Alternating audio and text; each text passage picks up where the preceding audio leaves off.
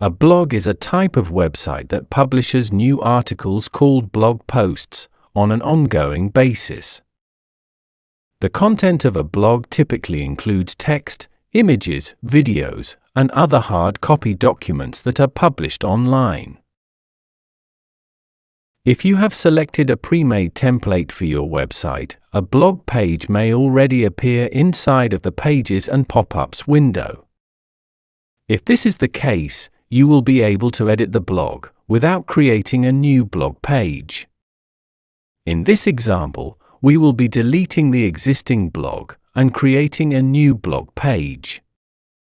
To delete the pre-made blog, click on the dustbin icon next to the blog and then click on Yes. The blog will then be deleted and removed from the pages list. To create a new blog page, click on the Pages icon and then click on the Add New button. Inside of the Add New window, click on Blog. The new blog page will then be created. When creating a blog, all changes and edits will be made on the back end of the blog, as with your website builder.